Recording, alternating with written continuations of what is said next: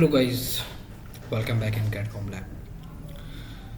आज हम एक सबसे इम्पोर्टेंट टॉपिक के बारे में डिस्कस करेंगे आप लोगों से, जो एक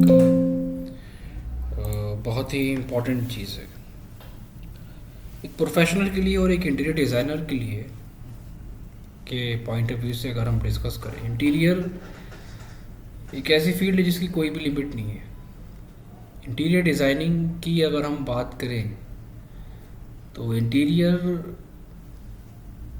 का जो एक छोटा सा जो कॉन्सेप्ट होता है, जैसे कि अगर हम आर्किटेक्चर पार्ट डिज़ाइन कर रहे हैं तो उसके बाद का जो स्टेप होता है वो कम्प्लीटली इंटीरियर पे डिपेंड होता है। तो इन दोनों का जो कॉम्बिनेशन है वो बहुत इम्पॉर्टेंट है। Without interior architecture part complete नहीं है और विदाउट आर्किटेक्चर इंटीरियर कंप्लीट नहीं है। इंटीरियर में बहुत सारी चीज़ें होती हैं।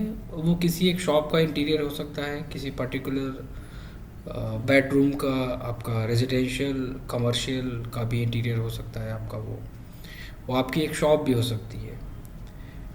मोस्टली क्या देखा गया है कि 90% जितने भी डिज़ाइनर हैं वो आपके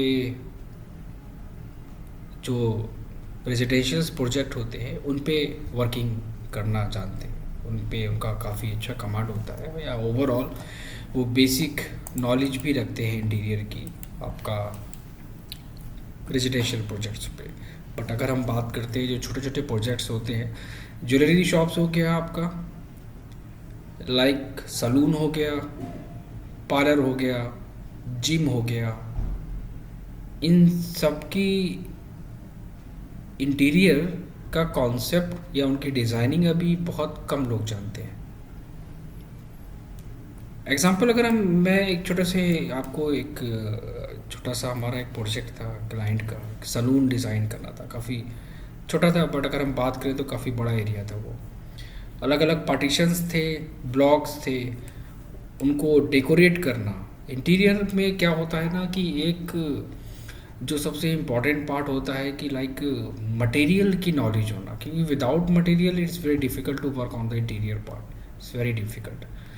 तो अगर आपको ये नहीं पता है ना कि मेरे पास इंटीरियर के टाइप्स ऑफ मटेरियल कौन कौन से हैं, हम क्या दे सकते हैं क्लाइंट को, सबसे इम्पॉर्टेंट चीज़ क्या होती है कि मटेरियल की नॉलेज होना, colour combinations, space planning, furniture की स्टैंडर्ड साइजेस, ये 4 से 5 कॉन्सेप्ट होते हैं, ये थंब रूल होते हैं इंटीरियर के। अगर मैंने ये क्लियर कर लिए तो हम किसी भी पर्टिकुलर इंटीरियर पे वर्क कर सकते हैं, कोई भी होगा।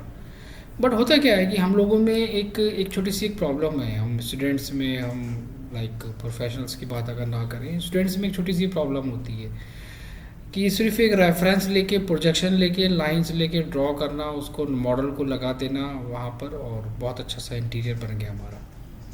भाई इंटीरियर हम डिज़ाइन कर रहे हैं on the basis of requirement, और जो साइट पे हमारी वर्किंग होनी है उसके बेसिस पे हम डिज़ाइन कर रहे हैं। तो ये पता होना चाहिए हमको ऑब्वियसली कि हम क्या देंगे, कौन से ब्लॉक में क्या देंगे, उसकी शेल्फ, उसका ग्लास, उसकी थिकनेस, उसके साइजेस, किस स्टाइल्स में देंगे वो डिज़ाइंस, कहाँ पर क्या पार्ट होगा, वुडन शेल्फ है तो किस फिनिश के साथ है, उसका फ्लोर प्लान, शेल्फ कहाँ पर है, डिटेल्स कहाँ पर होगा हमारा, स्टाइलिंग स्टेशंस कहाँ पर होगा हमारा, कलर रूम कहाँ पर होगा, ड्रायर रूम का साइज़ कितना दे सकते हैं, है ना, back washes, break rooms, styling stations, reception area, उसके अंदर की डिज़ाइनिंग, कहाँ पर कौन सा एरिया देना है, उनकी वायरिंग की डिटेल्स और उसके एक पर्टिकुलर एलिवेशंस को ड्रॉ करना, ये एक सबसे इम्पॉर्टेंट पॉइंट होता है एक इंटीरियर डिज़ाइनर के लिए। तो यहाँ पर क्या है ना कि हम लोग इंटीरियर का ए से जेड तक पूरा एक कॉन्सेप्ट क्लियर करते हैं। इंटीरियर डिज़ाइनिंग में एक सबसे इम्पॉर्टेंट चीज़ होती है कि जब भी हम किसी भी क्लाइंट के प्रोजेक्ट पे काम करते हैं, एग्जाम्पल सलून पे काम कर रहे हैं, तो मुझे थोड़ा सा बेसिक कॉन्सेप्ट पता होना चाहिए। The average salon dimension is 1500 square feet से 140 स्क्वायर मीटर तक हो सकता है हमारा।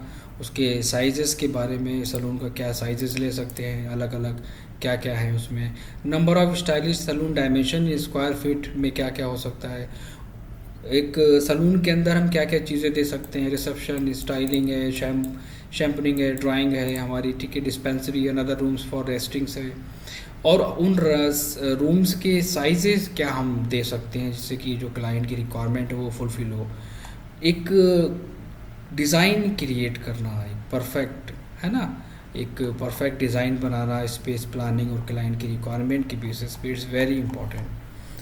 तो बहुत सारी चीज़ें हैं इसमें। मैं यहाँ पर एक छोटा सा आपको एक डेमो देना चाहूँगा कि क्या क्या हम दे सकते हैं क्लाइंट को। अगर हम फ्लोर प्लान की बात करें, एक छोटा सा एरिया भी अगर आप लेके चलोगे वहाँ पर, तो आप वहाँ पर एक हमारा जो एंट्रेंस होता है ना, जो फर्स्ट हमारा होता है एरिया, वो हम एज ए रिसेप्शन एरिया वहाँ पर हम लोग लेके चलते हैं। स्पेस बड़ा होगा तो वहाँ पर हम शेल्फ, पार्टीशन, सिटिंग्स एरिया भी वहाँ पर इंक्लूड कर सकते हैं। अगला स्टेप हमारे पास आता है जो हम देते हैं वहाँ पर स्टाइलिंग स्टेशन देते हैं वहाँ पर। तो स्टाइलिंग स्टेशन देने के बाद फिर अगला पार्टीशन हम वहाँ पर कलर रूम और ड्राइंग रूम को सबसे लास्ट में रखते हैं। पार्टीशंस के ऊपर है, ब्लॉक्स के ऊपर है, आप कौन सा कहाँ पर क्या एरिया मेंशन करोगे इसमें, ठीक है। तो और भी बहुत सारी चीज़ें हैं, इसके टाइप्स ऑफ मटेरियल्स, इनके जो फर्नीचर्स होते हैं उनके साइजेस वगैरह कैसे और क्या क्या होते हैं, इन सारी चीज़ों को मैं थोड़ा सा एक्सप्लेन करूँगा आप सभी लोगों को। और अगर आपको लाइक किसी पर्टिकुलर फर्नीचर्स की साइजेस या उनके कुछ कॉन्सेप्ट वगैरह के बारे में अगर आपको कोई भी डिस्कशन करना होगा तो आप हमें व्हाट्सअप कर सकते हैं किसी भी चीज़ के लिए। तो आगे हम थोड़ा सा और डिटेल में मैं एक्सप्लेन करना चाहूँगा कि डिफरेंट टाइप्स ऑफ साइजेस में हम क्या क्या चीज़ें इसमें इंक्लूड कर सकते हैं और क्या क्या हम दे सकते हैं क्लाइंट को, ठीक है। तो कोई भी डाउट हो को आपका, कोई भी कन्फ्यूज़न हो रिगार्डिंग डिज़ाइनिंग, कॉन्सेप्ट, प्लानिंग, आप व्हाट्सएप से अपने सारे डाउट्स वगैरह क्लियर कर सकते हैं उसके।